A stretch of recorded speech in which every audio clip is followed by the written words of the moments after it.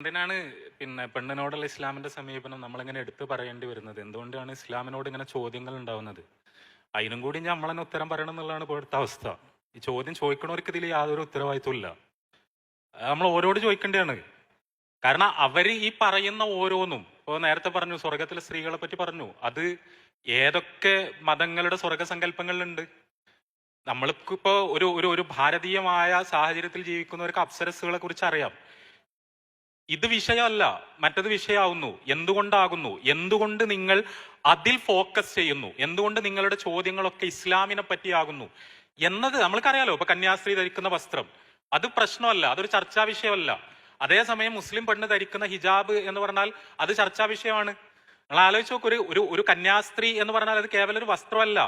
അവരുടെ ശരീരത്തിന്റെ ഇച്ഛകളെ അടക്കം മാറ്റി വെച്ചുകൊണ്ടാണ് അവർ ആ വസ്ത്രം അണിയുന്നത്. അതിൽ അടങ്ങിയിട്ടുള്ള പെൺസ്വത്വത്തിനെതിരായ ആ തരത്തിലുള്ള പെൺസ്വത്വത്തിന്റെ ഒരു ചുരുക്കിക്കെട്ടൽ, അതിനെപ്പറ്റി യാതൊരു ഡിസ്കഷനും ഇല്ല. പക്ഷെ അതേസമയം ഒരു മുസ്ലിം പെൺകുട്ടി ഹിജാബ് അണിഞ്ഞുകൊണ്ട് അവര് ഒരു പൊതുരംഗത്ത് പ്രത്യക്ഷപ്പെട്ട് വലിയൊരു അച്ചീവ്മെന്റ് നേടിയാൽ പോലും അവരുടെ തലയത്തെ തട്ടം ആ അച്ചീവ്മെന്റിനെ ക്യാൻസൽ ചെയ്യാണ്. ഇത് വളരെ വളരെ കൃത്യമായി നമ്മൾ മനസ്സിലാക്കേണ്ട ഒരു വിഷയമാണ്. നമ്മള് മുസ്ലിം പെണ്ണ് വീട്ടിൽ നിന്ന് പുറത്തിറങ്ങാത്തതല്ല ശരിക്കും ഒരു പ്രശ്നം. സ്കൂളിൽ പോകാത്തതല്ല പ്രശ്നം, കോളേജിൽ പഠിക്കാൻ പോകാത്തതല്ല പ്രശ്നം, ജോലിക്ക് പോകാത്തതല്ല പ്രശ്നം. നേരെ മറിച്ച് അവര് വളരെ മെറിറ്റോറിയസ് ആയി കാണുന്ന ഒരു അച്ചീവ്മെന്റ്, ആ അച്ചീവ്മെന്റ് പർദ്ദ ധരിച്ച, ഹിജാബ് ധരിച്ച ഒരു മുസ്ലിം പെൺകുട്ടി നേടുമ്പോൾ അവർ കൂടുതൽ പ്രൊവോക്ഡ് ആവാണ്. ഇവിടെ സുഹൃത്ത് ചോദിച്ച പോലെ എന്തുകൊണ്ട് നിങ്ങളുടെ ഇഷ്യൂ എന്ന് പറയുന്നത് ജെന്യുവൻ അല്ല, നിങ്ങളുടെ തന്നെ അടിത്തറകളിൽ നിന്നാൽ പോലും ജെന്യുവൻ അല്ല. അങ്ങനെ ജെന്യുവൻ ആണെങ്കിൽ ഇങ്ങനെ ആയിരുന്നില്ല, നിങ്ങൾക്ക് ഇസ്ലാം മാത്രം വിഷയമാകുമായിരുന്നില്ല, ഇസ്ലാമിനേക്കാൾ അധികം വേറെ പല പ്രശ്നങ്ങളും വിഷയമാകുമായിരുന്നു. ഞാൻ പറഞ്ഞില്ലേ, ഇപ്പൊ സ്വർഗത്തില് സെക്സ് ഉണ്ട് എന്നുള്ളതാണ് ഒരു പ്രശ്നം. സെക്സിനോട് എന്തെങ്കിലും എതിർപ്പുള്ളവരാണോ യുക്തിവാദികള്? അതിനോട് എന്തെങ്കിലും എതിർപ്പുള്ളവരാണോ ഭൗതികവാദികൾ? അവരുടെ ഒരു പ്രമിസിൽ നിന്നുകൊണ്ട് ഇങ്ങനത്തെ ഒരു ചോദ്യം എങ്ങനെ ഉണ്ടാവണത്? അങ്ങനത്തെ ഒരു ചോദ്യത്തിന് എന്ത് തരം ലെജിറ്റിമസിയാണുള്ളത്? പക്ഷെ ആ ചോദ്യം ചോദിക്കുന്നു. അതായത് ഇസ്ലാമിനോട് എന്തെങ്കിലുമൊക്കെ ചോദിച്ചുകൊണ്ടിരിക്കണം എന്നുള്ളതാണ്, എന്തെങ്കിലുമൊക്കെ പറഞ്ഞുകൊണ്ടിരിക്കണം എന്നുള്ളതാണ്. ഇസ്ലാമിനെതിരെ അവർക്ക് സ്കോർ ചെയ്യാവുന്ന, അതായത് ഇവിടെ ഉള്ള പരമ്പരാഗത എന്താ പറയാ ഒരു സംഘപരിവാർ മനസ്ഥിതിയിൽ നിന്നോ അല്ലെങ്കിൽ ഒരു ആഗോള സാമ്രാജ്യത്വ ഇസ്ലാമോഫോബിയയിൽ നിന്നോ ഒക്കെ വരുന്ന തരത്തിലുള്ള പലതരം ഇസ്ലാമിനെ പറ്റിയുള്ള പേടിയെയും ഉത്കണ്ഠയെയും ഒക്കെ മുതലെടുത്തുകൊണ്ട് പരമാവധി ഇസ്ലാമിനെ തെറ്റിദ്ധരിപ്പിക്കാൻ ശ്രമിക്കുക എന്ന ഒരു തരത്തിലുള്ള ഇന്റലക്ച്വൽ കൊഹറൻസും ഇല്ലാത്ത ഒരു നിലപാടിലേക്ക് ഇവർ സ്വയം മടങ്ങി പോവാണ്. അപ്പൊ അത് എന്തുകൊണ്ടാന്ന് ചോദിച്ചാൽ വളരെ ലളിതമാണ്. നമ്മൾ ഒരുപാട് തവണ നമ്മൾ വിശദീകരിച്ചതാണ്. ഒന്നാമത്തെ കാര്യം, ലോകത്ത് ജീവിച്ചിരിക്കുന്ന ഒരു മതം എന്ന് പറഞ്ഞാൽ ഇസ്ലാമാണ്. മനുഷ്യന്റെ ജീവിതത്തിൽ ഇടപെട്ടുകൊണ്ടിരിക്കുന്ന മതം എന്ന് പറഞ്ഞാൽ ഇസ്ലാമാണ്. ലോകത്തെ മതദർശനങ്ങൾ, ആ മതദർശനങ്ങളൊക്കെ മിക്കവാറും കേവലം ചില വിശ്വാസങ്ങളായി, ചില അനുഷ്ഠാനങ്ങളായി പരിമിതപ്പെട്ടു പോയ സമയത്ത് ആ മതവിശ്വാസങ്ങൾ ഉൾക്കൊള്ളുന്ന സമൂഹങ്ങൾ മിക്കവാറും സെക്യുലറൈസ്ഡ് ആയി മാറിക്കഴിഞ്ഞ ഒരു ചരിത്ര സന്ധിയിൽ മതത്തെ വളരെ സജീവമായി, മതം നിഷ്കർഷിക്കുന്ന മൊറാലിറ്റിയെ വിശ്വാസത്തിന്റെ ഭാഗമായി ഉയർത്തിപ്പിടിക്കുന്ന ഒരു ജനസമൂഹം എന്ന് പറഞ്ഞാൽ മുസ്ലിങ്ങളാണ്. അത് അങ്ങനെ നിലനിൽക്കുന്നത് മുതലാളിത്തത്തിന് പ്രശ്നമാണെന്നുള്ളതാണ് ഇതിൽ ഒരു വിഷയം. രണ്ടാമത്തെ വിഷയം, നമ്മൾ മനസ്സിലാക്കുക, ഇവർ യുക്തിവാദികളല്ല, ഇവർ ഇസ്ലാമോഫോബുകളാണ്, തനി ഇസ്ലാമോഫോബുകളാണ്. അവരുടെ മനസ്സിലുള്ളത് ഇസ്ലാമിനോടുള്ള വെറുപ്പ് മാത്രമാണ്, അല്ലാതെ യുക്തിയുടെയോ ശാസ്ത്രബോധത്തിന്റെയോ ഒന്നും ഒരു അംശവും ഇവരുടെ ഒന്നും മനസ്സിൽ പ്രവർത്തിക്കുന്നില്ല.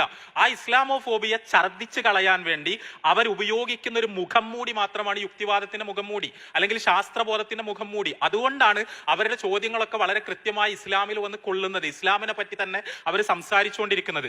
അതുകൊണ്ട് എന്തുകൊണ്ട് ഇസ്ലാം മാത്രം എന്ന ചോദ്യം നമ്മൾ അവരോട് അങ്ങോട്ട് ചോദിക്കേണ്ടതാണ്. അതിന്റെ രാഷ്ട്രീയം എന്ന് പറയുന്നത് ഇതാണ്. ആ രാഷ്ട്രീയം വളരെ കൃത്യമായി നമ്മൾ മനസ്സിലാക്കുക. രണ്ടാമത് സഹോദരൻ പറഞ്ഞത് സ്ത്രീകൾ ജോലിക്ക് പോകുന്നതിനെ കുറിച്ചും പഠിക്കുന്നതിനെ കുറിച്ചും, അതിനൊന്നും അല്ല ഇവിടെ ആരും എതിരെന്ന് അവർക്ക് അറിയാം. അത് അവർക്ക് അറിയാത്ത പ്രശ്നമല്ല. അതാ ഞാൻ നേരത്തെ പറഞ്ഞത്. ഇവിടെ കേരളത്തിലെ മുസ്ലിം പെൺകുട്ടികൾ കോളേജ് പഠിക്കാൻ പോയത് യുക്തിവാദികൾ പ്രബോധനം നടത്തിയിട്ട് ആണോ?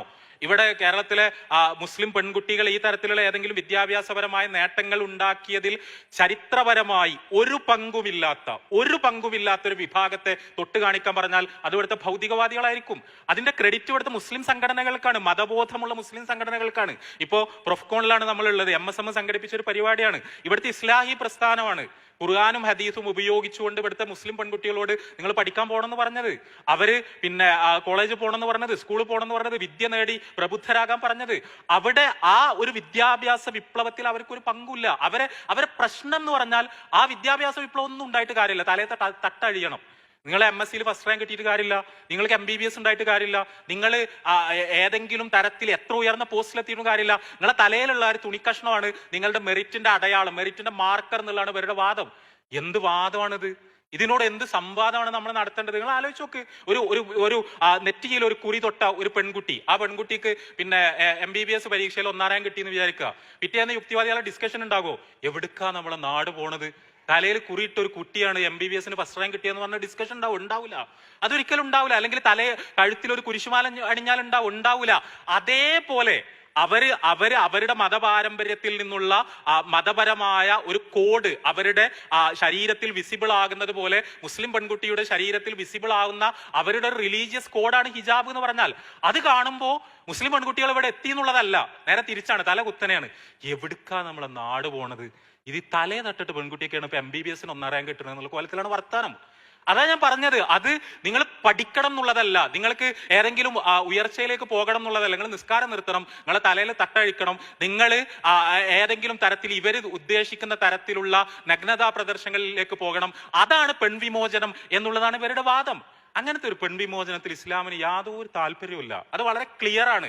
അങ്ങനത്തെ പെൺവിമോചനത്തിൽ മാത്രമല്ല ആൺവിമോചനത്തിലും താല്പര്യമില്ല. അതാണ് വിമോചനമെങ്കിൽ അത് പെണ്ണിന്റെ മാത്രം കാര്യമല്ല, ആണിന്റെ വിമോചനത്തിലും അതാണ് വിമോചനമെങ്കിൽ, ധാർമ്മികതയിൽ നിന്നുള്ള വിമോചനമാണ് വിമോചനമെങ്കിൽ, പടച്ചവൻ നിശ്ചയിച്ച വിധിവിലക്കുകളിൽ നിന്നുള്ള വിമോചനത്തിന്റെ പേരാണ് സ്വാതന്ത്ര്യമെങ്കിൽ, അങ്ങനത്തെ ഒരു സ്വാതന്ത്ര്യത്തിനും ഒരു വിമോചനത്തിനും ഇസ്ലാമിൽ ഒരു താല്പര്യമില്ല. അത് യഥാർത്ഥത്തിൽ വിമോചനമോ സ്വാതന്ത്ര്യമോ അല്ല. അതാണ് നേരത്തെ ഇവിടെ വിശദീകരിക്കപ്പെട്ടത്. അത് നമ്മൾ സ്വയം നശിക്കുകയാണ്, നമ്മളുടെ ജീവിതത്തെ നശിപ്പിക്കുകയാണ്, നമ്മൾ താറുമാറാക്കുകയാണ്, നമ്മളുടെ എല്ലാ സന്തോഷങ്ങളെയും ഇല്ലാതാക്കുകയാണ്, നമ്മുടെ പ്രസന്നതകളെ നമ്മൾ നശിപ്പിക്കുകയാണ് യഥാർത്ഥത്തിൽ അവിടെ ചെയ്യുന്നത്. അതുകൊണ്ട് വളരെ കൃത്യമായി ഞാൻ നേരത്തെ പറഞ്ഞ പോലെ വളരെ ആർജവത്തോടുകൂടി ഇസ്ലാമിന്റെ ദർശനങ്ങളെ പൊതുസമൂഹത്തിന് മുന്നിൽ ഉയർത്തിപ്പിടിക്കാനാണ് നമ്മൾ സന്നദ്ധമാകേണ്ടത്. നമ്മൾ ചോദിക്കുക, നിങ്ങൾ പറയണ്ടല്ലോ മുസ്ലിം പെണ്ണിന്റെ തലയിലെ തട്ടാണ് ലോകത്തെ ഏറ്റവും വലിയ പ്രശ്നം. നമ്മൾ ചോദിക്കട്ടെ, എന്താണ് ആ തലയിലെ തട്ടം മുസ്ലിം പെണ്ണിന് നഷ്ടപ്പെടുത്തുന്നത്? എന്താണ്? നമ്മൾ തിരിച്ചു ചോദ്യം ചോദിക്കേണ്ടതാണ്. എന്താണ് മുസ്ലിം പെണ്ണിന് ആ തലയിലെ ഒരു തുണിക്കഷ്ണം കൊണ്ട് നഷ്ടമാകുന്നത്? അവരുടെ വിദ്യാഭ്യാസം നഷ്ടമാകുന്നുണ്ടോ? ഏതെങ്കിലും അവസരങ്ങൾ നഷ്ടമാകുന്നുണ്ടോ? അവരുടെ ബുദ്ധി നഷ്ടമാകുന്നുണ്ടോ? അവർക്ക് എന്തെങ്കിലും, തലയിൽ തട്ടമിടാത്ത ഒരു പെൺകുട്ടിക്ക് കിട്ടുന്ന എന്തെങ്കിലും ഒന്ന് തലയിൽ തട്ടമുള്ളത് കൊണ്ട് ഒരു മുസ്ലിം പെണ്ണിന് നഷ്ടമാവുന്നുണ്ടോ? അല്ലെങ്കിൽ തലയിൽ തട്ടമില്ല എന്നതുകൊണ്ട് അവിടെ ഇല്ലാത്ത, ഞാൻ പറയുന്നത് ഒരു തരത്തിലുള്ള സെൻസും ഇല്ലാത്ത എന്ത് തരം ആർഗ്യുമെന്റ് ആണ്? ഇപ്പോ പിന്നെ ഞാൻ കേരളത്തിലെ ഫെമിനിസ്റ്റ് പക്ഷത്ത് തന്നെയുള്ള രണ്ട് ബുദ്ധിജീവികളുടെ, രണ്ട് പ്രഗത്ഭരായ, ഇപ്പൊ ജയദേവിക, ജി അരുണിമ, നിങ്ങൾ കേട്ടിട്ടുണ്ടാവും. ഇവിടെ ഫെമിനിസ്റ്റുകളുടെ പക്ഷത്ത് നിന്ന് ശക്തമായി ഇടപെടുന്ന രണ്ട് ബുദ്ധിജീവികളാണ്. അവരിപ്പോ അടുത്ത കാലത്ത്, സമീപകാലത്ത് പറഞ്ഞ ഒരു പ്രധാനപ്പെട്ട ഒരു കാര്യമാണിത്. അവർ പറയാണ്, നിങ്ങൾ എന്താണ് പറയുന്നത്? മുസ്ലിം പെൺകുട്ടികൾ പിന്നാക്കാണെന്ന് പറയുന്നു, അവർ പരീക്ഷയിൽ ജയിക്കുന്നു, അവർ വളരെ സ്മാർട്ടാണ്, അവർ ഇന്റലക്ച്വലി വളരെ വൈബ്രന്റ് ആണ്, അവർ ഇന്റർവ്യൂ ചെയ്യുന്ന സമയത്ത് അവരുടെ അടുത്തുനിന്ന് വരുന്ന ഐഡിയാസ് എന്ന് പറഞ്ഞാൽ ഫാന്റാസ്റ്റിക് ആണ്. പക്ഷേ ഞങ്ങൾ അവരെ അവർ ഉഷാറാണെന്ന് ഞങ്ങൾ പറയാൻ പാടില്ല, കാരണം അവരെ തലയിൽ ഒരു കഷ്ണം തട്ടുണ്ട്. ഇത് എന്ത് ഫെമിനിസാണെന്ന് ഇവര് ചോദിക്കാണ്. അതായത് ഇസ്ലാമോഫോബിയ ഒരു മനോരോഗമായി മാറാത്ത ഫെമിനിസ്റ്റുകൾ ചോദിക്കുകയാണ്. യഥാർത്ഥത്തിൽ ഒരു സൽബുദ്ധിയുള്ള ഫെമിനിസ്റ്റുകൾ ചോദിക്കുകയാണ്. അപ്പൊ അതുകൊണ്ട് തന്നെ ഇത് വളരെ ക്ലിയർ ആണ്. അത് ഒരു തരത്തിലുള്ള അപകർഷതാബോധവും ഇല്ലാതെ ആ ഇസ്ലാമിക ചൈതന്യത്തെ ഉയർത്തിപ്പിടിക്കാൻ ഇതേപോലെയുള്ള വേദികൾ നമുക്ക് പ്രചോദനമാകേണ്ടതുണ്ട് എന്നാണ് സൂചിപ്പിക്കാനുള്ളത്.